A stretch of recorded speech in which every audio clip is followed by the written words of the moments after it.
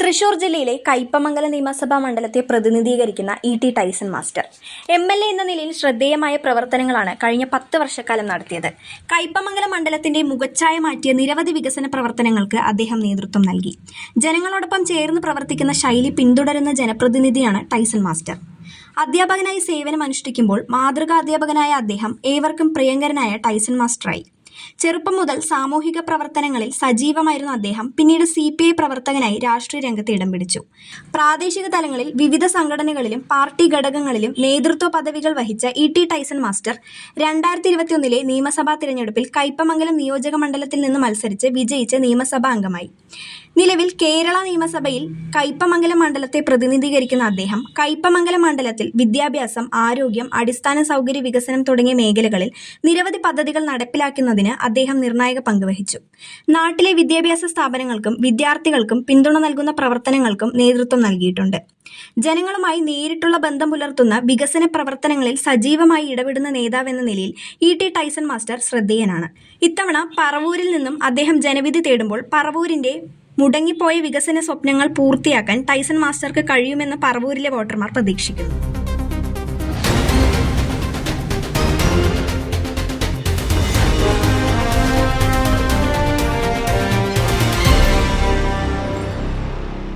നമസ്കാരം. വീണ്ടും കനലിലേക്ക് സ്വാഗതം. കനല് യാത്ര തുടങ്ങി എറണാകുളം ജില്ലയിലെ പറവൂരിലെത്തി നിൽക്കുകയാണ്. അധികം മുഖവരയൊന്നും വേണ്ട അദ്ദേഹത്തെ നിങ്ങൾക്ക് മുമ്പിൽ പരിചയപ്പെടുത്താൻ. പറവൂരിൻ്റെ തലവര മാറ്റാൻ നമ്മുടെ സ്വന്തം ഇ.ടി. ടൈസൺ മാസ്റ്ററോടൊപ്പമാണ് ഇന്ന് ഞാനുള്ളത്. സർ, പറവൂരേക്ക് സ്വാഗതം. 10 വർഷത്തെ നമ്മുടെ ഗംഭീരമായ ഭരണത്തിൻ്റെ തുടർച്ചയ്ക്കായി അദ്ദേഹം പറവൂരിലെ ജനങ്ങൾക്ക് മുമ്പിലേക്ക് എത്തിയിരിക്കുന്നു. സർ, നമുക്കൊന്ന് കടന്നു പോകാം. കഴിഞ്ഞ 10 വർഷം നമ്മുടെ ഭരണ നേട്ടങ്ങളെക്കുറിച്ച് ഒരു ചെറിയ ജനങ്ങളോടൊരു. നമ്മുടെ സംസ്ഥാന ഭരണകൂടം യഥാർത്ഥത്തിൽ സർവ്വതല സ്പർശിയായിട്ടുള്ള ഒരു വികസനമാണ് നാട്ടിൽ നടപ്പിക്കുന്നത്. സാധാരണക്കാർ ആഗ്രഹിക്കുന്ന ഒരുപാട് കാര്യങ്ങളുണ്ട്. അവർക്കൊരു ചെറിയ കൂരയുണ്ടാക്കുക, അതാണ് വീടുണ്ടാക്കുക, ലൈഫ് ഭവന പദ്ധതി എന്ന് പറയുന്നതാണ്. പട്ടയം ലഭിക്കുക, എത്രയോ ലക്ഷക്കണക്കിന് ആളുകൾക്ക് പട്ടയമില്ലാത്ത വിഷയം ഉണ്ടാകും. അത് പരിഹരിക്കപ്പെടാൻ 3 ലക്ഷത്തിലേറെ പട്ടയം കൊടുത്ത ഗവൺമെൻറ്റാണ്. അതുപോലെ പൊതുവിതരണ സമ്പ്രദായം നന്നായി നടപ്പാക്കിയ ഗവൺമെൻറ്റാണ്. റേഷൻ സമ്പ്രദായം കുറ്റമറ്റ രീതിയിൽ നടക്കുന്നില്ല. അത് ഇടതുപക്ഷ ജനാധിപത്യ മുന്നണി ഗവൺമെൻറ് അല്ലെങ്കിൽ മറ്റാർക്കത് കഴിയും? അതിലൊരു നമ്മുടെ കുട്ടികൾ പഠിക്കുന്ന സാധാരണ സ്കൂൾ സംബന്ധിച്ച് നമ്മുടെ സാധാരണക്കാർ പോകുന്ന പ്രാഥമിക ആരോഗ്യ കേന്ദ്രങ്ങൾ, ഇപ്പോൾ കുടുംബാരോഗ്യ കേന്ദ്രങ്ങൾ എൻ്റെ പേരാക്കി, അത് സംബന്ധിച്ചുള്ള കാര്യങ്ങൾ. അപ്പോൾ ബേസിക്കായിട്ടുള്ള ഏറ്റവും താഴെത്തട്ടിൽ നടക്കാവുന്ന അടിസ്ഥാന ആവശ്യങ്ങൾ നടപ്പാക്കുക എന്നുള്ളൊരു തലം. 2, ഭൗതിക സാഹചര്യങ്ങൾ മെച്ചപ്പെടുത്തുക. നമുക്ക് നല്ല പാലങ്ങൾ ഉണ്ടാവുക, നല്ല റോഡുകൾ ഉണ്ടാവുക, നല്ല കെട്ടിടങ്ങൾ ഉണ്ടാവുക, അങ്ങനെ ഉള്ള രീതിയിൽ. 3ാമത് നമുക്കറിയാം, ഹൈടെക് ആകാൻ ഉള്ളൊരു നല്ലൊരു പരിശ്രമം ഗവൺമെൻറ് നടത്തിയിട്ടുണ്ട് എല്ലാ അർത്ഥത്തിലും. സ്മാർട്ട് വില്ലേജ് ഓഫീസ് ഈ പ്രാവശ്യം നമ്മൾ നടന്നത്. എല്ലാ വില്ലേജ് ഓഫീസുകളൊക്കെ എത്ര പണ്ട് ഇടിഞ്ഞ് പൊടിഞ്ഞ കെട്ടിടവും കാല് ഒടിഞ്ഞ കൈ വെക്കാൻ പറ്റാത്ത ഇതുള്ള കസേരകളുള്ള സ്ഥാപനമുള്ള വില്ലേജ് ഓഫീസ് എന്ന് പറയുന്നത്. മാറാലുകൾ പിടിച്ച അതൊക്കെ മാറി നല്ല ഹൈടെക് ആയിട്ട് വീട്ടിലിരുന്ന് തന്നെ വേണമെന്നുണ്ടെങ്കിൽ മിക്കവാറും എല്ലാ സർട്ടിഫിക്കറ്റും വീട്ടിലിരുന്ന് പറയുമ്പോൾ പ്രത്യേകം വിദേശത്തിരുന്ന് പോലും ആളുകൾക്ക് അതിൻ്റെ സേവനം ലഭ്യമാക്കാൻ കഴിയുന്ന പുതിയ സമ്പ്രദായത്തിലേക്ക് വരികയാണ്. അപ്പോൾ വില്ലേജ് ഓഫീസ്. അതോടൊപ്പം തന്നെ നമ്മൾ വിദ്യാഭ്യാസ സ്ഥാപനങ്ങൾ, കുട്ടികൾ പഠിക്കുന്ന സമ്പ്രദായം നോക്കി എത്രയോ ഉയർന്ന തലത്തിലേക്ക് അത് കൊണ്ടുപോകാൻ കഴിഞ്ഞു. അങ്ങനെ എല്ലാ അർത്ഥത്തിലും ഒരു പുതിയ കാഴ്ചപ്പാട് അവതരിപ്പിക്കാൻ ഈ ഗവൺമെൻറ് കഴിഞ്ഞു. 3ാമത് എന്ന് പറയുന്നത് യഥാർത്ഥത്തിൽ തൊഴിലും ഒരു ഭാവി കേരളം നമ്മൾ എങ്ങനെ ആയിരിക്കുന്ന കാഴ്ചപ്പാടുകൂടിയുള്ള ഗവൺമെൻറ്. അതാണ് യഥാർത്ഥത്തിൽ വയനാട് ചുരം വന്നപ്പോൾ നമുക്ക് അങ്ങനെയാണ്. വയനാടിൻ്റെ റീഹാബിലിറ്റേഷൻ വന്നപ്പോൾ അങ്ങനെയാണ്. ഇല്ല, എത്രയോ മനോഹരമായി ആളുകൾ പറഞ്ഞില്ലേ, നടപ്പാക്കാൻ പോകാത്തതാണ്. പ്രൈവറ്റ് ആയിട്ടുള്ള ആളുകൾക്ക് പോലും നടപ്പാക്കുന്നതിൽ വേഗത്തിൽ ഒരു ഗവൺമെൻറ് ഇത് ചെയ്യാന്ന് പറഞ്ഞാലുള്ള കാര്യങ്ങൾ ആലോചിച്ച് നോക്കി, അത് വലുതാണ്. അത് പോലെയുള്ള നിരവധിയായിട്ടുള്ള വിഴിഞ്ഞം തുറമുഖം എങ്ങനെയാണ്, NH-66 പ്രവർത്തനം, അങ്ങനെ വൻകിടങ്ങളായിട്ടുള്ള പ്രോജക്റ്റുകൾ നിരവധിയുണ്ട്. വ്യവസായത്തിന് സൗഹൃദമായിട്ടൊരു വ്യവസായ അന്തരീക്ഷം ഉണ്ടാക്കാനുള്ള പരിപാടികൾ എന്ന് പറഞ്ഞാൽ ഈ കേരളം വലിയ വികസിത സമൂഹത്തിലേക്ക് മാറാൻ കഴിയുന്ന അർത്ഥത്തിലേക്കുള്ള വലിയ പരിപാടി നടക്കുകയാണ്. അങ്ങനെ വലിയ പരിപാടി നടക്കാകുമ്പോൾ സാധാരണക്കാരുടെ താല്പര്യങ്ങൾ സംരക്ഷിക്കാൻ കൂടി ഗവൺമെൻറ് ശ്രദ്ധിച്ചിട്ടുണ്ട് എന്നുള്ളതാണ് വളരെ പ്രധാനപ്പെട്ട കാര്യം. തീർച്ചയായിട്ടും. മറ്റൊരു കാര്യം ചോദിക്കേണ്ടത്, സംസ്ഥാനം ഉറ്റുനോക്കുന്ന ഒരു മണ്ഡലമാണ് പറവൂർ. അങ്ങ് നേരിടാൻ പോകുന്നത് തന്നെ പ്രതിപക്ഷ നേതാവിനെയാണ്. അങ്ങയുടെ എന്താ പറയുക ഒരു കോൺഫിഡൻസ് ലെവൽ എങ്ങനെയുണ്ട്? എനിക്ക് ഇവിടെ വരുമ്പോൾ ഇത് പ്രതിപക്ഷ നേതാവ് പറഞ്ഞ് വേറെ ആ രീതിയിലൊരു കാഴ്ചപ്പാട് നമുക്ക് ഇക്കാര്യത്തിൽ എടുക്കുന്ന പ്രശ്നമല്ല. നമ്മുടെ പാർട്ടി ഇടതുപക്ഷ ജനാധിപത്യ മുന്നണിയും സംയുക്തമായി എന്ത് ചെയ്യുന്നു, ഇവിടെ നിൽക്കാൻ തീരുമാനിക്കുന്നു, ഇവിടെ നിൽക്കുന്നു, മത്സരിക്കുന്നു നല്ല ആത്മവിശ്വാസത്തിൽ. ഇതിൻ്റെ എത്രയോ കാലത്തെ അനുഭവ സമ്പത്തുള്ള നേതാക്കന്മാരാണ് നമുക്കുള്ളത്. തീർച്ചയായിട്ടും. അതുകൊണ്ട് അവരൊക്കെ ഈ ഒരു സ്ഥാനാർത്ഥിയെ തീരുമാനിക്കുമ്പോൾ സകലവിധ കാര്യങ്ങൾ അവർ ആലോചിച്ചിട്ടുണ്ടാവും. എനിക്ക് തോന്നുന്നു ഈ പറവൂരിൻ്റെ വികസനം ഉൾപ്പെടെയുള്ള വിഷയങ്ങൾ, പല തരത്തിലുള്ള പ്രശ്നങ്ങൾ അത് പരിഹരിക്കാൻ, അതോടൊപ്പം തന്നെ ഇടതുപക്ഷ ജനാധിപത്യ മുന്നണിക്ക് പല കാരണങ്ങൾ പോലും കൈവിട്ടു പോയ നമ്മുടെ ഒരു മണ്ഡലം അത് തിരിച്ചു പിടിക്കാനുള്ള ഇതൊക്കെ ഒരു കോമ്പിനേഷൻ ആയിരിക്കാൻ ചിലപ്പോൾ ഒരുപക്ഷെ സ്ഥാനാർത്ഥിത്വത്തിൽ ഇവിടെ വന്നത്.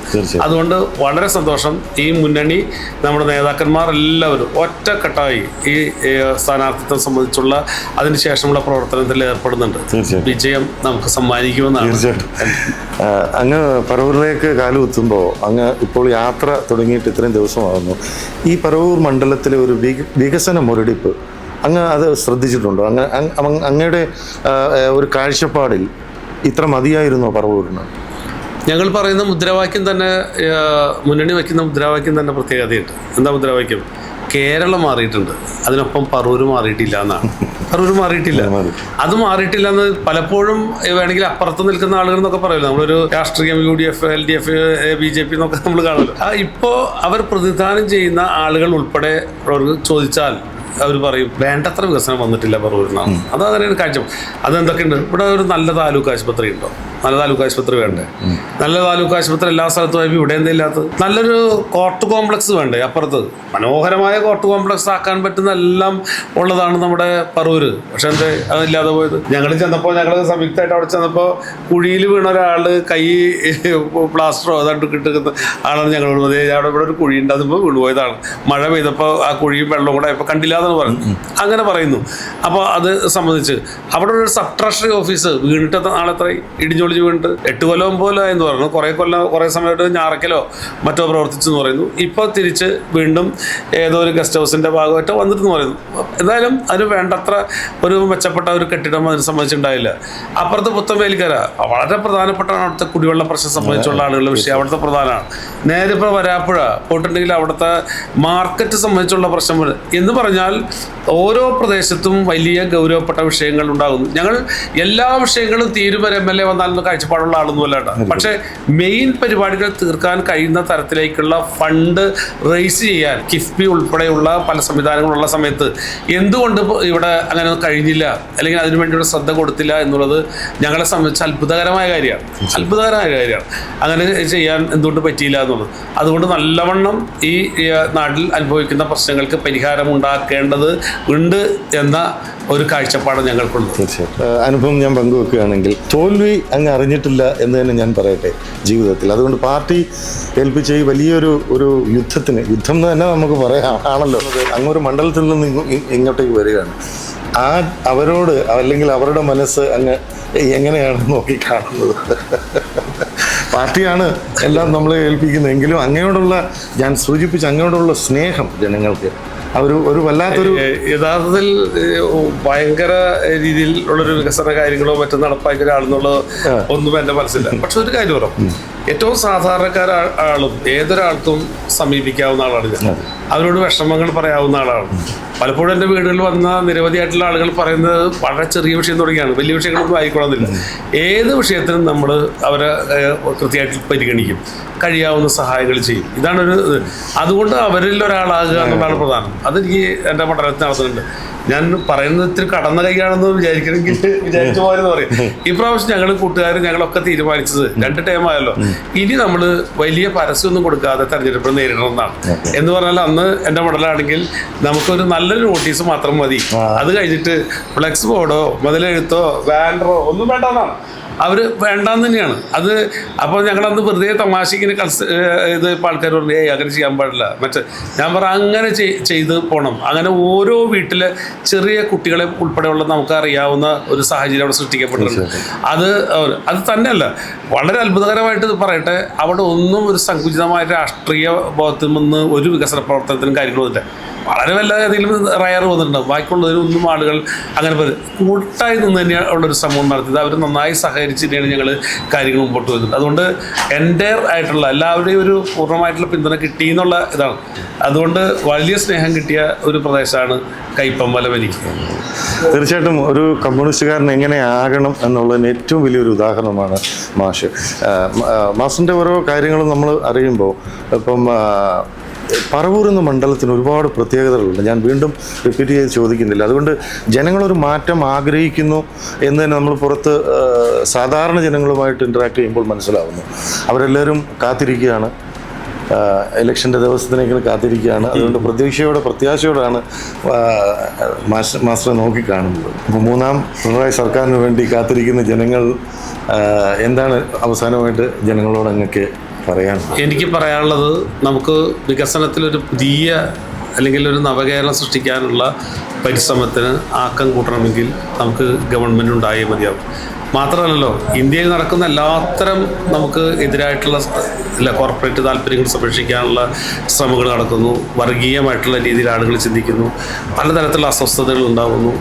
ആ ഒക്കെ ഉണ്ടാകുമ്പോൾ അതിൽ നിന്നൊക്കെ ഒരു മതിൽ കെട്ടാവുന്ന സ്ഥലമാണ് ശരിക്കും ഇത് നമ്മുടെ ഈ കൊച്ചു കേരളം എന്ന് പറയുന്നത്. അല്ലെങ്കിൽ ഇങ്ങനെ ഒരു സംസ്ഥാനത്തിന് മുമ്പോട്ട് പോകാൻ കഴിയുമെന്ന് മറ്റ് സംസ്ഥാനങ്ങളെ ബോധ്യപ്പെടുത്താൻ കഴിയുന്ന ഒരു സംസ്ഥാനം കേരളമാണ്. അതുകൊണ്ട് കേരളം അങ്ങനെ നിലനിന്നേ മതിയാകൂ. അങ്ങനെ നിലനിൽക്കണമെങ്കിൽ ഈ മൂന്നാം ഭരണം വന്നേ മതിയാകൂ. ആ അർത്ഥത്തിൽ ജനങ്ങൾ ഇതിനെ കാണുമെന്നാണ് എനിക്ക് തോന്നുന്നത്. തീർച്ചയായിട്ടും എല്ലാവിധ ആശംസകളും നേരുന്നു. അതോടൊപ്പം തന്നെ കനലിൻ്റെ യാത്രകൾ തുടർന്നുകൊണ്ടേയിരിക്കുന്നു. ജനങ്ങളുമായി സംവദിക്കാൻ ഞങ്ങൾ വീണ്ടും വരും. നന്ദി, നമസ്കാരം.